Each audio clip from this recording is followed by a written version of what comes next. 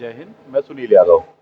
कल का वीडियो तो आप लोगों ने देख ही लिया होगा, जो कि इस पर आधारित था कि 1 जून को ही आपका एग्जाम है और आयोग के द्वारा यह फाइनल आपको विज्ञप्ति जारी कर दी गई है। और ये काफ़ी अच्छा भी रहा कि आयोग के द्वारा इस बात को क्लियर कर दिया गया कि साहब जी किसी भी प्रकार की गलतफहमी या मुगालते में ना रहें कि एग्जाम की डेट वगैरह बढ़ रही है। तो आयोग की इस विज्ञप्ति से ये बात तो आपको क्लियर हो गई कि आपका एग्जाम कब है, 1 जून को ही है साहब। उस वीडियो को जरूर देखिएगा। दूसरी बात ये है कि अब आपके पास में बहुत कम समय बचा हुआ है। एक सही रणनीति क्या होनी चाहिए आपके लिए, सभी रणनीति बना रहे हो, पढ़ रहे हो, बहुत अच्छी बात है। एक एग्जाम ओरिएंटेड अप्रोच क्या होनी चाहिए, किस प्रकार से आपको उसको प्रिपेयर करना चाहिए, क्योंकि आपके पास में बचे हैं मात्र 42 दिन। आज की डेट से यदि काउंट किया जाए तो 42 डेज हैं आपके पास में। विशाल का सिलेबस है, जैसा कि आप देख पा रहे हैं। इसको कैसे बनाएं, देखिए, इस बात को आप समझिए। और इस वीडियो में आज हम वही चर्चा करने वाले हैं। किसी भी एग्जाम को पास करने के लिए मैं हमेशा कहता हूँ कि 3 चीजें बहुत अनिवार्य होती हैं या अच्छी होनी चाहिए। पहली चीज कहलाती है आपके पास में एक अच्छा मेंटर होना चाहिए, मार्गदर्शक होना चाहिए, जो कि वेल एक्सपीरियंस हो साहब जी। दूसरा होता है PYQ, previous year question paper साहब जी। और तीसरा पॉइंट होता है कि बिल्कुल सिलेबस के अकॉर्डिंग आपको चलना चाहिए। ये आपकी अप्रोच कहीं ना कहीं होनी चाहिए साहब जी।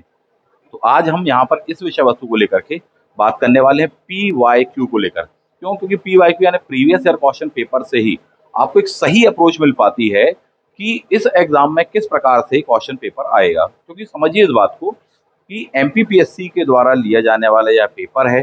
आप इस बात को अच्छे से नहीं समझेंगे कि इसके क्या निहितार्थ है तो दिक्कत हो जाएगी साथी। मामला ये है कि यदि आप यूपीएससी की अप्रोच पर तैयारी कर रहे हैं या व्यापम की अप्रोच पर तैयारी कर रहे हैं या अदर स्टेट की अप्रोच पर तैयारी कर रहे हैं, तो आप गलती कर रहे हैं साहब। इस बात को समझिए। आयोग के द्वारा पेपर लिया जा रहा है। आयोग का एक अपना स्ट्रक्चर है, एक अपना पैटर्न है, एक खास प्रकार से सेक्शंस को लेकर के वो पॉइंट आउट करके क्वेश्चन पेपर्स को पूछता है साहब। इस बात को आप समझिए। खास सेक्शनों में से ही क्वेश्चंस आते हैं। आप दसों चीजें पढ़ डालें, दसों किताबें पढ़ डालें, लेकिन क्वेश्चन बहुत ही स्पेसिफिक वे में आते, बहुत ही खास जगह से आते हैं। अगर आप उस चीज को तैयार नहीं कर रहे हैं और यूपीएससी की अप्रोच पर या व्यापम की अप्रोच पर चल रहे हैं, तो वो गलत हो जाएगा। एमपीपीएससी की क्या अप्रोच है, वह या तो आप खुद समझें या आपके पास जो अच्छा मेंटर है उससे समझें। वो आपको बताएंगे, अपने वर्षों का अनुभव उतार करके आपको दे देंगे, तो आपको उससे हेल्प मिल पाएगी। वरना आप मैक्सिमम चीजें पढ़ते रह जाओगे। इस बात को आप समझिए। एग्जाम के लिए पढ़ना एक अलग बात होती है कि सामने एग्जाम है, कम समय बचा है, और जबकि ज्ञान के लिए पढ़ना कि हाँ भरपूर समय है, पढ़ते रहिए, ये किताब भी पढ़ लो, वो भी पढ़ लो। दोनों जमीन आसमान का अंतर होता है दोनों बातों में। अब जो आपके पास में 42 डेज बचे हुए हैं, आप एग्जाम की जो अप्रोच है उसको फोकस करते हुए पढ़िए साहब जी। जो मैं हमेशा बताया हूँ कि या तो अनुभवी टीचर के माध्यम से आपको मिल पाएगा, जैसा कि हम क्लास की वीडियोज में बताते हैं, या फिर थोड़ी बहुत आप अपने तरफ से भी दिमाग लगाना चाहते हैं तो गत वर्षों के क्वेश्चंस का अध्ययन करिए साहब जी। उनको जरूर देख लीजिए। आयोग के द्वारा जो भी क्वेश्चन पूछे गए हैं, चाहे वो जीएस में पूछे गए हों या फिर स्पेशल सब्जेक्ट में, दो पेपर तो हैं आपके पास में। एमपीपीएससी के असिस्टेंट प्रोफेसर के 2017-18 वाला या 18 वाला एक पेपर हो गया आपके पास में, 2022 का पेपर हो गया। 2022 का जो पेपर था उसके कुछ क्वेश्चंस मैं यहाँ पर हिस्ट्री ऑप्शनल के बताने वाला हूँ। पर उसके साथ साथ मैं ये भी क्लियर कर दूं कि अप्रोच बताने वाला हूँ कि यार क्वेश्चंस को देखिए, समझिए और उन सेक्शंस को तैयार करिए। साथ ही साथ यह भी मैं बताना चाहूंगा आपको कि बिल्कुल भी किसी भी हाल में पेपर 1 की उपेक्षा नहीं करना। रोजाना आप पेपर 1 और पेपर 2 दोनों एक साथ पढ़िए। भले ही किसी को ज्यादा समय दीजिए, किसी को कम समय दीजिए। देख लीजिए कि आपका कौन सा वाला सेक्शन ज्यादा तैयार है, कौन सा वाला कम तैयार है, उस हिसाब से बांटिए। कुछ 50-50 का रेशो लेकर चलिए, 40-60 का टाइम का रेशो लेकर कर चलिए। कुछ इस प्रकार से करने का प्रयास करिए। इस दिशा में हम आपकी हेल्प कर सकते हैं। जैसा कि आपको बताया कि अपने यहाँ पर बैचेस था, पेपर 1 का, पेपर 2 का, दोनों का बैचेस है। ये वीडियो में आपको बताया। इस बात को आप समझिए क्यों आपके लिए हेल्पफुल है। मान लीजिए कि क्लासेस, जैसे पेपर 1 की 100 क्लासेस हैं साथी, अभी तक आप तैयार करते रहे अपनी अप्रोच पर। इन 100 क्लासेस को आप इतने कम टाइम में पूरी तो देख नहीं पाओगे, ये बात तो सही है साहब जी। मेरा सजेशन आपको ये है कि यदि आपने इसमें से 20-30% क्लासेस भी देख ली तो आपका भला हो जाएगा। हर सेक्शन में जाकर के शुरुआत की अगर 5-5, 7-7 क्लासेस भी आप देख लेते हो, 5 यूनिट हैं, 5 सत्ते होता है 35, 5 की 5 यूनिट आपको कम से कम शुरुआत की कुछ क्लासेस देखने से काफी हद तक कवर हो जाएगा। पहली बात तो ये है। दूसरी बात ये है कि आपको अप्रोच मिल जाएगी कि यार इस सब्जेक्ट को, इन सेक्शंस को पढ़ना कैसे है। वरना आप केवल अपने हिसाब से किताब खरीद कर ले आए हैं, ये वाली, ये वाली, ये वाली, बस पढ़ते चले जा रहे हैं सब। ऐसा नहीं करिए।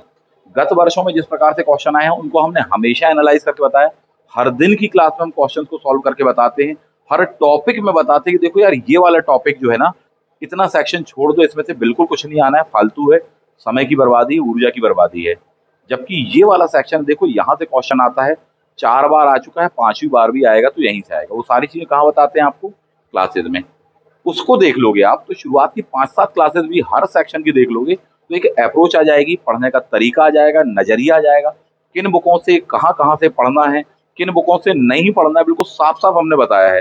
यार ये बिल्कुल कचरा है, ये नहीं पढ़ना, ठीक? जबकि ये वाली पढ़ लीजिए, आपको एग्जाम ओरिएंटेड अप्रोच मिलेगी, इससे तैयार करोगे, पेपर बनाते बनेगा और सिद्ध भी किया है कि देखो ये आया क्वेश्चन, आप बाकी जगह मिला लोगे नहीं मिलेगा। जबकि यहाँ पर देखो ये सामने दिया हुआ इस प्रकार से, इसको पढ़िए तो क्या होगा कि सार्थक कंटेंट पढ़ोगे, इधर-उधर का भटकाव नहीं होगा। ये पेपर 1 पर भी लागू होता है और पेपर 2 पर भी लागू होता है। तो इस प्रकार से आपको तैयार करना चाहिए, समय कम है, 42 दिन है, बहुत होते हैं। आपकी रणनीति होनी चाहिए कि अभी भी आप कुछ नया पढ़ें, तैयार करते चलें। आखिरी के जब 15 दिन बचेंगे, तब आपको रिवीजन पर फोकस करना चाहिए। जबकि अभी जो टाइम आपके पास में है, जो कि 42 दिन बचे हैं, आपको टॉपिक्स को पढ़ना चाहिए, भरपूर समय है।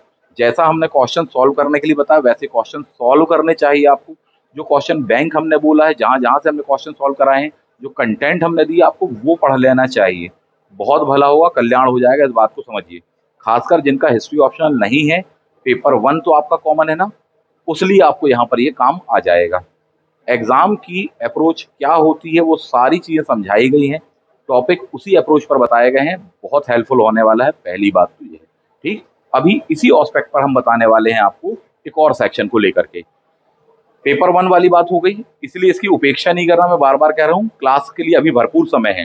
15 दिन जब बचेंगे, उसके पहले तक का टाइम, आप समझिए कहाँ इन्वेस्ट करना है आपको। पढ़ना है ये क्लास में, पूरा का पूरा आप उस सेक्शन को देख लीजिए।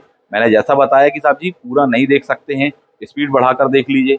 उसके बावजूद पूरा नहीं देख सकते तो हर यूनिट कह रहा हूँ मैं, शुरुआत की 5-5 क्लासेस देख लीजिए, बस इतना ही कह रहा हूँ। इतने में तैयार हो जाएगा, समझिए आप इस बात को। हर यूनिट में मान के चलिए कि बोले साहब जी 20 से 25 क्लासेस हैं, 25 क्लास नहीं देख सकते ना, 5-5, 7-7 क्लास देख लो। और खासकर एंडिंग के कई जो टॉपिक हमने बताए कि यार देखो ये बहुत काम के होते हैं, उनकी क्लासेस देख लो। एक यूनिट में मुश्किल से 5-7 क्लासेस हैं, 1-1 घंटे की क्लासेस, सवा-सवा घंटे की क्लासेस, आराम से आप देख सकते हो। एक काम ये कर लो, प्रीवियस ईयर क्वेश्चंस लगा लीजिए। खास कंटेंट में हमने बताया कि यार देखो ये वाली बुक में से आएगा, इतने-इतने सेक्शन में से आता है, ये जो लिस्ट दी है ना इसको तैयार कर लो। इसके बाहर नहीं आएगा, 10 बार बताया है। एक ही चीज़ 15 मिनट तक बताई है, आप 2 मिनट 3 मिनट देखो, सुनो, आगे बढ़ जाओ और उस चीज़ को क्रॉस चेक कर लो, टैली कर लो साहब जी। क्वेश्चन के साथ में बताया है, यही वजह ये बहुत हेल्पफुल होता है साहब जी। तो पेपर 1 आपको ऐसे तैयार करना है, उपेक्षा नहीं करनी है, ये नहीं करना है कि दिन-रात अपन पेपर 2 बस पढ़ रहे हैं, नहीं।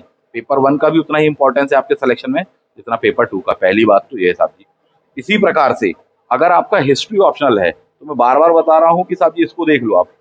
सारे सेक्शन नहीं देखे जा सकते, बिल्कुल सही बात है, परंतु पर्याप्त समय है, कई सेक्शन देख लोगे, अप्रोच आ जाएगी। कि यार पेपर आता कहाँ से है, किस टाइप से आता है, किस तरह से पढ़ना है, सर ने क्या टेक्निक बताई है क्लास में, किस तरह का कंटेंट पढ़ने का तरीका बताया हुआ है, क्वेश्चन सॉल्व करने के तरीके तक बताए हैं कि क्वेश्चन ऐसे यूं ही नहीं सॉल्व करेंगे, पढ़े और अपन ने सॉल्व करे। पैटर्न होते हैं, 4 से 5 प्रकार के पैटर्न होते हैं क्वेश्चनों के, कुछ आते हैं नहीं वाले, कुछ आते हैं कथन कारण वाले, कुछ आते हैं साहब जी आपको कंफ्यूज करने वाले, कुछ आते हैं साहब जी कि तुक्का कैसे मारें, बोले ऐसा क्वेश्चन आ गया कि साहब पल्ले ही नहीं पड़ रहा, तो तुक्का भी कैसे मारे वो तक बताया गया है। तो ये सारी चीज़ें आपको पेपर 1 और पेपर 2 दोनों में मिल जाती हैं, इस बात को समझिए, इसलिए आपको ये बैच जॉइन करना चाहिए। बहुत ही क्रीम टाइम बचा है आपके पास में, 42 दिन बहुत महत्वपूर्ण है। अगर इस समय गलती कर बैठे, तो फिर दिक्कत हो जाएगी। सबसे पहले तो आप इस बात को समझिए साहब जी, ठीक है? तो ये गलती नहीं करना है अपन को। अब जैसा कि मैंने आपसे कहा कि 3 आधार बनते हैं सिलेक्शन लेने को लेकर के साहब जी, एग्ज़ाम ओरिएंटेड अप्रोच को लेकर के, 3 आधार बनते हैं। Previous year question paper, syllabus and mentor. यहाँ पर अब हम बात करते हैं साहब जी प्रीवियस ईयर क्वेश्चन पेपर। जैसे कि अगर हिस्ट्री ऑप्शनल के बारे में बात की जाए, ठीक है? और ये बात सभी सेक्शनों पर लागू होती है, इस बात को ध्यान रखना। क्वेश्चंस मैं ज़रूर बता रहा हूँ आपको यहाँ हिस्ट्री ऑप्शनल के, पर ये बात जीएस यानी पेपर 1 पर भी लागू होती है। पेपर 1 की पाँचों यूनिट पर लागू होती है और ये सारी चीज़ें हम क्लास में बताते हैं। जिसका अभी आप सैंपल देख रहे हो ना, ये चीज़ें क्लास में, रेगुलर क्लास में, हर दिन की क्लास में बताते हैं। खास बात तो ये है, कि देखो ये वाला टॉपिक आज बताया, आज 4 टॉपिक पढ़ाए ना, इन 4 टॉपिक में से देखो ये 4 क्वेश्चन इस प्रकार से गत वर्षों में आए हैं, कितने बार आए हैं और भविष्य में क्या आएगा। पिछली बार यदि ये आया था तो अगली बार देखो ये ज़रूर आएगा, क्योंकि पिछले के पिछले बार में ये आता है। इस टाइप का पैटर्न रहा, वो सारी चीज़ बताई हैं। तो देखिए ये कहलाता है इम्पोर्टेंस, आपका अप्रोच कहलाती है exam oriented previous year questions को देख करके साथियों। इनको सॉल्व करने के लिए पहली बात तो आपके पास बहुत सीमित कंटेंट होना चाहिए। मैं बार-बार कह रहा हूँ, ये वर्ल्ड हिस्ट्री वाला है। वर्ल्ड हिस्ट्री के लिए मैंने सीधा क्लास में जितने विद्यार्थी उनको नोट्स दे रहे हैं, बहुत सीधी-सी बात है। 120-25 पेज का नोट्स है साहब जी, अपडेटेड नया वाला। उससे बाहर पढ़ने की ज़रूरत नहीं पड़ेगी, बहुत क्लियरली बता दें, बहुत क्लियरली बता दें साहब जी, पर वो बैच में ही मिल पाता है साहब जी, ठीक है? अब देखो उस चीज़ को कि क्या समझना है, उसको कैसे सॉल्व करना है साहब, इस बात को आप देखिए। जैसे कि कितने क्वेश्चन आए थे? 14 से 15 क्वेश्चन आए थे। हालाँकि और इनडायरेक्ट वे में गिनेंगे तो 17-18 क्वेश्चन होते हैं वर्ल्ड हिस्ट्री के। मैं यहाँ पर 14 क्वेश्चन ही बता रहा हूँ साहब जी, ठीक है? 14 क्वेश्चन आए थे, इस बात को समझिए। 10 यूनिट हैं आपके पेपर 2 में, 150 क्वेश्चन टोटल आने हैं, यानी 10 से डिवाइड कर दो। हर सेक्शन से 15-16 क्वेश्चन के आसपास में बन रहे हैं। आए थे, आएंगे, इसके पहले भी यही था, ठीक? बिल्कुल शॉर्ट में कह रहे हैं, उस बात को भी सिद्ध कर सकते हैं, बट वो रेगुलर क्लास में सारी चीजें बता पाएंगे साहब जी, यहाँ पर समय का अभाव थोड़ी सा रहता है। टोटल क्वेश्चन ये देखेंगे आप 14। अब देखो आप इस तरह से क्वेश्चन आया हुआ है, लैटरन समझौता करके दिया हुआ है आपको 1929 वाला। एक क्वेश्चन आपका टॉपिक दिया हुआ है साहब जी, क्या? मुसोलिनी वाला, फांसीवादी पार्टी वाला। वहां से क्वेश्चन आया हुआ है, लैटरन समझौता ये डेट को लेकर के किनके बीच में हुआ था? मुसोलिनी और पोप के बीच में हुआ था। अगली बार के लिए तैयार रहना कि क्वेश्चन क्या आएगा, मुसोलिनी और पोप के बीच में कौन सा समझौता हुआ, तो क्या बताओगे? लैटिन। या फिर क्या बनेगा क्वेश्चन कि साहब जी ये वाला समझौता किस डेट को हुआ था? काफी क्लोज ऑप्शन दिए जाएंगे, डबल 1, दूसरे नंबर का महीना 1929 की बात है, विषम संख्या, ईयर में भी विषम, ऐसे करके ध्यान रखना साहब। क्लियर बात है? ये हमने नोट्स में दिया हुआ है, नोट्स में फिर भी जा करके देखना है अपन को। नोट्स के पेज नंबर कितने पर जाओगे भैया? पेज नंबर 105 104 के आसपास में चले जाना। इस प्रकार से दिया हुआ है। फासिस्ट युवक संगठन ये दिया है, कब हुआ था? इस डेट को हुआ था साथी, साफ साफ दिया हुआ है, सेम टू सेम। अगर इन 14-15 क्वेश्चन की बात करूं, मान लो 15 क्वेश्चन आए थे, तो 15 में से 14 question as it is notes में से आए थे। और कितने पेज का है ये वर्ल्ड हिस्ट्री का? 120-25 पेज कहा, क्योंकि ज्यादा आपको पढ़ने की जरूरत ही नहीं है, आवश्यकता ही नहीं है, अनावश्यक क्यों परेशान हो रहे हो? उतना पढ़ना चाहिए, और वो चीजें क्लास में मिल पाती हैं, वास्तविक बात तो है। सेम यही बात हिस्टोग्राफी पर भी लागू होती है, सेम यही बात एमपी हिस्ट्री की यूनिट नंबर जो 10 कहलाती है उस पर भी लागू होती है, और बाकी सारी यूनिटों पर लागू होती है। सच्चाई तो ये है, बहुत ही शॉर्ट एंड स्वीट वे में क्लास में करवाते हैं। अगले क्वेश्चन पर आइए साहब जी, इसको पढ़ लीजिएगा।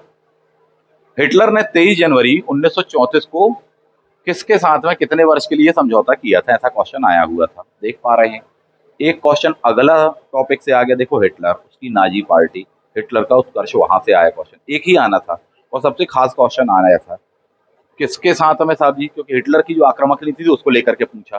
पोलैंड के साथ में 10 वर्ष ही हुआ था, ये दिया हुआ है साहब जी, नोट्स में ऑलरेडी दिया था, उसका एक छोटा सा लगा दिया है हिस्सा। कब हुआ था? अगली बार क्या पूछ देगा आपसे, तैयार रहेंगे। डेट को लेकर के, बंदे को लेकर के, नाम को लेकर के इंटरचेंज किए जाएंगे, समझना। अगले क्वेश्चन पर आइए। जापान ने अमेरिका पर पड़ला, बहुत ही बेसिक क्वेश्चन है, 7 दिसंबर 1941। बिल्कुल कुछ चीजें रटी होनी चाहिए, वो हम क्लास में बताते हैं कि यार बिल्कुल रट लो, इसमें कोई विकल्प ही नहीं है, ये बिल्कुल दिमाग में चढ़ा ही होना चाहिए, तो कभी भी मिल जाएगा आपको। उस टाइप का क्वेश्चन है ये। वर्साई की संधि के बारे में किसने कहा था? ये संधि नहीं, 20 वर्षीय युद्ध विराम, मार्शल फोशे। अगली बार पूछेगा किस देश के थे, तो क्या बताओगे? फ्रांस ही का था वो बंदा साहब जी, उसे ही ने बोला था इस चीज के लिए आलोचनात्मक रूप से। एटलांटिक चार्टर, इससे ही नींव डलने वाली किसकी? यूनाइटेड नेशंस की, संयुक्त राष्ट्र संघ की साहब जी। किन के बीच में हुआ था? मोटे तौर पर ये 3 लोगों के बीच में हुआ था, सच्चाई तो ये, परंतु यहाँ पर 2 ऑप्शन में आपको दिए हुए हैं। कौन कौन से? रूजवेल्ट अमेरिका के राष्ट्रपति, विंस्टन चर्चिल ब्रिटेन वाले हो गए, इंग्लैंड वाले हो गए साहब जी, और रूस वाले बंदे को भी शामिल कर लेते साहब जी, ठीक है। चलिए आगे बढ़ जाते हैं। अगला क्वेश्चन, नेपोलियन फ्रांस का राजा कब तक रहा था? क्योंकि क्रांति की उसने हत्या की थी, 1804 से लेकर अगले 10 साल रहेगा, 14 तक रहेगा, ये वो क्वेश्चन था। क्रीमिया के युद्ध में इंग्लैंड ने अपना घोड़ा जो था, या गलत घोड़ा लगाया था, गलत दाव लगाया था, ये करके क्वेश्चन दिया हुआ है, ये सामने आप देख पा रहे हैं। क्लियर है? किस विद्वान का कथन है इसका कथन है ये, जैसा कि आप सामने देख पा रहे हैं। नोट्स का पेज नंबर अपन देखेंगे, पेज नंबर 86 के पहले समथिंग 80 नंबर पेज वो दिया हुआ है, ये लिखा हुआ है।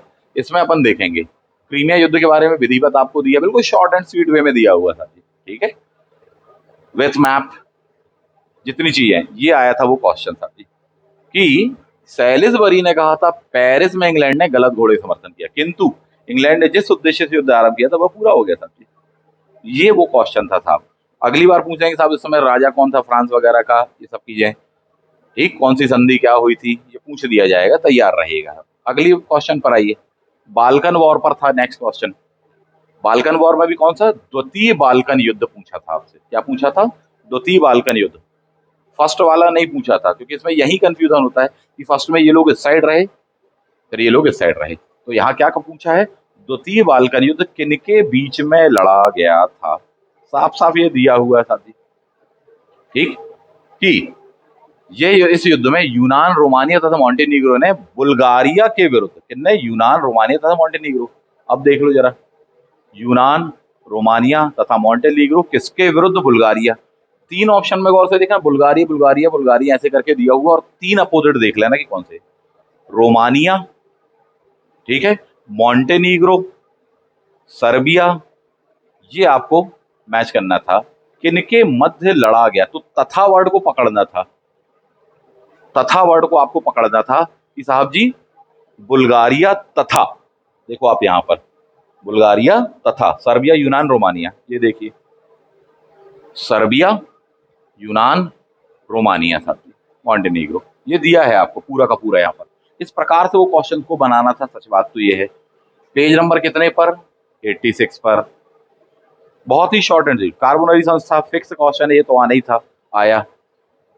इसकी सबने पल्स यस हुई थी साहब जी, ठीक है। कोयला झोंकने वालों के नाम से कार्बोनरी, यस। विलियम केजर कैसे हो सकता है, विलियम केजर सेकंड इसका था ही नहीं नेता। तीन रंग थे इनके झंडे में, ये बात सही है साहब जी, ठीक है। यंग इटली, इटली वगैरह के बारे में ये क्वेश्चन है। तो सी वाला गलत है, ए, बी और डी सही है। क्या लगाना था आपको, डी फॉर दिल्ली वाला। गैस्टाइन बिल्कुल फिक्स है साहब जी। अभी क्वेश्चन ये आया था कि गैस्टाइन समझौता 1865 में किसके बीच में हुआ था साहब जी, ठीक है। मैं आपको एडवांस में बता दूं अगली बार क्या आएगा, एक कथन आएगा कि साहब जी ये बताइए कथन किसका है, कि हमने दरार को कागज से ढक दिया है, ये कथन आएगा साहब जी, ऑटो वॉन बिस्मार्क का। इस प्रकार से ये क्वेश्चन आने वाला है, तैयार रहिए। जर्मनी का एकीकरण फिक्स है टॉपिक, वहां से क्वेश्चन आया। आप देखो कोई ऐसा सेक्शन नहीं जहां से छूटा हो, इसका मतलब ये उसकी मोटी मोटी जो चीज है, सबसे जो खास चीज है, क्रीम चीज है, उसको पकड़ के आपको पढ़ना है। पर इतना बिखराव होगा आपके पास में बुक्स में कि परेशान हो जाओगे। नेपोलियन की विधि संहिता के 5 भाग, कौन सा नहीं है साहब जी, नागरिक संहिता, नागरिक प्रक्रिया, व्यापार संहिता, शिक्षा संहिता। शिक्षा संहिता नहीं बनाई थी साहब जी। ऑक्सबर्ग 10 बार बताता हूँ, 1555, जो मध्य प्रदेश में केशव पढ़ते हैं या केशव दास कठिन काम का प्रेत, उनकी जन्मतिथि है, सेम वही है, आया था। सी ऑप्शन होगा। बहुत ही इजी क्वेश्चन है, सच बात तो ये। जिस समय क्वेश्चन पेपर सॉल्व कर रहे थे विद्यार्थी, बहुत टफ लग रहा था, पर ये बहुत इजी है। तो ये अप्रोच होती है, इस बात को आप समझिए। वाटर फ्रेम फिक्स है ये क्वेश्चन साहब जी, किसके द्वारा, यहाँ इस क्वेश्चन को समझिए। आर्कराइट 2 ऑप्शन में दिया है, रिचर्ड की एडमंड। सही जवाब क्या होगा, रिचर्ड। ये है वो क्वेश्चन का पेपर। इस अप्रोच पर देखिए आप, इसका मतलब यह है कि बहुत ही खास सेक्शन में से चुनिंदा चीजें आती हैं। अगर आप बिखराव के साथ में पढ़ोगे और खासकर लास्ट मोमेंट पर पूरी पूरी बुक, यदि नोट्स नहीं है तो फिर बहुत दिक्कत जाएगी। क्लास में यही फायदा है कि हम पूरी क्लास में रटवा देते हैं कि यार देखो ये आना है भैया, रट लो, समझ लो। और सच बात तो ये, जिसने बहुत अच्छे से क्लासेस देख ली, सुन ली, बहुत अच्छे से सुन भी लिया, तो भी उसकी वर्ल्ड हिस्ट्री पे कमांड आ जाएगी। वास्तविक बात तो ये है। और क्लास में हम नोट्स देते ही देते हैं, हालांकि इकट्ठा पीडीएफ नहीं देते, बंच नहीं देते, टॉपिक वाइज देते रहते हैं। भैया आज ये टॉपिक पढ़ा रहे ना, ये लो साथी। तो अभी चल रही है वर्ल्ड हिस्ट्री क्लासेस, एक राउंड हो चुका है, दोबारा रिवीजन के तौर पर बहुत ही खास अप्रोच पर ये बताई जा रही है साथी, वर्ल्ड हिस्ट्री भी। और अभी बहुत समय है, सच्चाई तो ये, अभी हिस्टोग्राफी भी दोबारा होने वाला है। और इसी प्रकार से जब आपको अप्रोच, आपका कंटेंट सुनिश्चित हो जाएगा, तो आप पेपर को बना पाएंगे। वरना अभी 42 दिन बचे हैं, अब हड़बड़ाहट बहुत होगी। बहुत सारे लोगों को मैंने देखा, कॉल करते हैं, बात करते हैं, मैं देख रहा हूँ, बोले सर ये भी लेके रखी हमने किताब, ये भी लेके रखी, इतना बिखराव है, इतना बिखराव है कि मैं क्या बताऊं। बोले सर ले भी रखी और पढ़ भी लिया, अब बता भी नहीं सकते कि यार मत पढ़ो ये। मत पढ़ो, काम नहीं आएगा साहब जी। काम आएगा आपको एग्जाम ओरिएंटेड अप्रोच, साहब जी सीमित वाला पढ़िए जो आपको हम बता रहे हैं, वरना ये चीज होती। क्लास में फायदा यही होता है कि सीधा सीधा एंशंट में ये सेक्शन पढ़िए, इसके अलावा एंशंट में जो हम नोट्स दे रहे हैं आप सिर्फ वो पढ़िए। एमपी के लिए नोट्स पूरा दिया है, यानी कि यूनिट नंबर 10 के लिए बोले बिल्कुल कुछ बाहर मत जाओ, बिल्कुल परेशान नहीं, जरूरत ही नहीं है। वर्ल्ड हिस्ट्री के लिए साहब जी क्लास के ग्रुप में ये दिया है। इससे फायदा यही होता है कि साहब ये आपके नोट्स हाथ में आ गए। इसके अलावा एंशंट मिडिवल मॉडर्न ये बुक है जो भी आप फॉलो कर रहे हैं, प्लस ये नोट्स और पढ़ लीजिए। जो बुक में टॉपिक दिया वो वाला नोट्स में हम नहीं देंगे, क्योंकि वो तो आप पढ़ रहे हो, उसके अलावा देंगे साहब जी। यानी जो टॉपिक उसमें नहीं है, आपको कहीं नहीं मिल रहा, वो देते। कभी भी अप्रोच हमारी ही होती, ताकि डबल डबल बर्डन नहीं पड़े ना। क्लास में यही फायदा होता है कि यार देखो एंशंट इससे पढ़ना है, मिडिवल इससे पढ़ना है, मॉडर्न इससे पढ़ना है, इसके बाहर कुछ नहीं पढ़ना, जरूरत ही नहीं है। क्यों? क्योंकि उसकी गारंटी हम ले रहे, क्योंकि इसके बाहर जो आएगा, जो इसमें नहीं दिया किताब में, वो हम क्लास में बता रहे कि देखो ये किताब में नहीं दिया हुआ है और उसमें से ये क्वेश्चन आने वाला है, आप तैयार रहिए साहब जी, इसको नोट डाउन कर लीजिए, ये तक बताया हुआ है। इससे सबसे पहला फायदा, क्लास में आपकी अप्रोच क्लियर होती है, पढ़ने का तरीका, टॉपिक पे कमांड बनती है। दूसरा सबसे बड़ा फायदा कि ये जो बिखराव है कि 10 किताबें हैं अपने पास में एंशंट की, 5 किताबें हैं मिडिवल की, 4 किताबें हैं मॉडर्न की, ये सब नहीं होगा। आप क्या करते हो, बहुत मेहनत करते हो, पता चला एंशंट की 10 किताबें पढ़ डाली। यार सच बात है कि एंशंट की एक, मिडिवल की एक, मॉडर्न की एक, वर्ल्ड हिस्ट्री के लिए नोट्स, गिनी चुनी बुकलेट, गिनी चुनी अगर देखा जाए 4 से 5 बुकलेट आपको पढ़नी है। आप अनावश्यक फालतू चीजें पढ़ रहे हो साहब जी, पूरे के पूरे ऑप्शनल सब्जेक्ट के लिए मैं कह रहा हूँ, जो हम क्लास में दे रहे हैं उस प्रकार से पढ़िए ना। जब इतना पढ़ना है तो आप गौर करिए इस बात को, इस गणित को समझिए जो मैं बताता हूँ, कि आप अकेले एंशंट के लिए 4-6 किताबें पढ़ लिए, मिडिवल के लिए 4-6 पढ़ डाले, मॉडर्न के लिए इक्का दुक्का तिक्का पढ़ डाले, बोले नहीं इसमें भी ये भी अच्छा दिया था, ये वाला टॉपिक भी अच्छा दिया था, नहीं वो वाला टॉपिक उस किताब में दिया था, ऐसा कर डाले। आपका कभी रिवीजन नहीं हो पाएगा, पूरा प्रिपेयर नहीं हो पाएगा ऑब्वियसली। जबकि आप इतने मेहनती हैं कि आपने पूरा जोड़ करके देखा जाए तो करीबन 10 से 15 किताबें पढ़ डाली। हम कितनी बोल रहे, 5 बोल रहे, 15 पढ़ करके भी आप पूरा सिलेबस कवर नहीं कर पाए और कंफ्यूजन हो गया। होना स्वाभाविक है, मोर स्टडी मोर कंफ्यूजन। सीमित पढ़ने के लिए बोल रहे कि इतना पढ़िए, सिर्फ ये करिए और इतना तैयार रखो, बाकी बिल्कुल सब किनारे कर दो। 5 आप आराम से पढ़ लोगे, जो 15 पढ़ सकता है वो 5 तो पढ़ ही सकता है। और क्लास को देखते हुए पढ़ना, सबसे खास बात तो ये, वो और ही आसान हो जाती है। ये अप्रोच आपको कहाँ पर मिलेगी, क्लास में मिलती है साहब जी, बैच में मिलती है। बिखराव नहीं रहा, गिनी चुनी चीजें पढ़नी है, सीमित पढ़नी है। आपको विश्वास है मुझ पर, मेरे अनुभव पर, सारी चीजों पर आप देख रहे हैं, पहचान रहे हैं। बिल्कुल सीमित चीजें पढ़नी है, उतना तैयार करिए और उतना हो जाएगा। खास बात ये है, वरना बिखराव में क्या होगा, अपन 20 पढ़ लेंगे, 25 नहीं 30 किताबें पढ़ लोगे, परंतु उसमें कंफ्यूजन हो जाएगा। ऐसा नहीं करना है। तो सबसे पहले अपने आप को संगठित करिए, एग्जाम ओरिएंटेड अप्रोच समझिए, किस प्रकार से क्वेश्चन आ रहे हैं, इसका अगला पक्ष क्या आएगा वो समझिए। वो सब चीजें क्लास में बता रहे हैं, हर टॉपिक पर बता रहे, चाहे वो जीएस के हों, यूनिट 1 के हों, यूनिट 2 के हों, यूनिट 3 के हों, एमपी ज्योग्राफी के हों, पॉलिटी के हों, इकोनॉमी के हों, करंट अफेयर, सारी चीजें बता रहे। उसी प्रकार से ऑप्शनल में बता रहे। ठीक, तो आप सही तरीके से पढ़ना सीख जाओगे, वरना आपकी ऊर्जा तो बहुत लगती है, समय बहुत लगता है, पैसा बहुत खर्च करते हो, और वो उतना यूटिलाइज नहीं हो पाता साहब जी, परिणाम में नहीं बदल पाता। ये नहीं होना चाहिए। मुझे दुख होता है कई बार, मैं विद्यार्थियों को देखता हूँ, बोले नहीं सर एक सर ने वो वाली बताई थी, एक सर ने वो वाली बताई थी, एक सर ने वो वाली बताई थी। नहीं साहब जी, एक चीज को प्रिपेयर करिए, फोकस करिए साहब जी, तो पढ़ भी लोगे, रिवीजन भी हो जाएगा, सिलेक्शन भी ले लोगे साहब जी। इस बात को समझिए, अभी समय बहुत कम है। प्लस क्वेश्चन लगाने के लिए बताया है, क्वेश्चन तो क्लास में लगवाते हैं हम, प्लस और बताते हैं यार इसको ये लगा लेना। इसमें एक और अप्रोच बताते हैं कि साहब जी देखो इनके साथ में, ये एक टॉपिक के साथ में क्या क्या और भी तैयार कर लो, क्योंकि इसमें आधा दिया है किताब में, जो मैंने ही किताब बताई उसमें भी आधा दिया, मैं मान रहा हूँ उस बात को, पूरा कैसे होगा, ये पढ़िए साथ में, ये सारी चीजें बता रहे हैं, कंटेंट दे रहे हैं, पीडीएफ दे रहे हैं, और क्या किया जा सकता है, इस बात को आप समझिए। तो ये जो समय है, ये समय व्यर्थ नहीं जाना चाहिए, बिल्कुल संगठित होकर विधिवत करिए। इन शॉर्ट सारी बातों को मैं तो यही कहूंगा, जो क्लास में बताया है ना वो तैयार करिए। और उसका भी सार क्या है, स्पीड बढ़ा करके देखिए। पहली बात, पूरा नहीं देख सकते हो बिल्कुल मत देखो। सबसे पहले क्या देखना, जिन टॉपिक जिन सेक्शनों पर आपकी कमांड नहीं है, सबसे पहले वो टॉपिक देखना रिकॉर्डिंग वाले में से। लाइव क्लास में रहना, बहुत कुछ सीखने के लिए मिलेगा। कोई क्वेश्चन है, कोई क्वारी है, कोई डाउट है, वो पूछ पाओगे। पूरा सपोर्ट मिल पाता है आपको, पूरा का पूरा सपोर्ट, पूरे अधिकार के साथ में आपको सपोर्ट मिल पाता है कि सर जी ये इस बारे में बता दीजिए, उस बारे में बता दीजिए। 4 क्वेश्चन पूछ सकते हो, नहीं तो बाकी तो इक्का-दुक्का क्वेश्चन भी नहीं पूछ पा रहे हैं साहब जी, ये स्थिति होती है। एक गाइडेंस मिलता है, रेगुलर सपोर्ट मिलता है क्लास का, ये कितनी बड़ी बात है। अगर ये मिल जाए तो विद्यार्थी तो पता नहीं क्या नहीं कर जाए साहब। हर विद्यार्थी में बहुत पोटेंशियल होता है, पर वो भटकाव के कारण कहीं न कहीं गड़बड़ हो जाती है। तो इस बात को समझिए, इस समय को खोना नहीं है आपको। और कंक्लूज़न यही है, 1 जून को आपका एग्ज़ाम है, उसमें कोई डाउट नहीं है। 42 दिन आपके पास में बचे हैं। अब सीधी बात ये है, समस्या पर नहीं समाधान पर बात करिए। समाधान क्या होगा कि साहब इतने दिनों में कैसे किया जाए? तो ऐसे किया जाए, उन सारे सेक्शनों को अपन बनाने वाले हैं, पूरे के पूरे। आराम से बना सकते हैं, अच्छी अप्रोच पर आप बना सकते हैं साहब जी। वो कैसे होंगे, वो यहाँ पर होने वाले मैं आपको साफ-साफ बता दूँ। रही बात टेस्ट सीरीज़ की, 26-27 तारीख से संपर्क कर लीजिएगा। अच्छी टेस्ट सीरीज़ आपको मिल जाएगी साहब जी।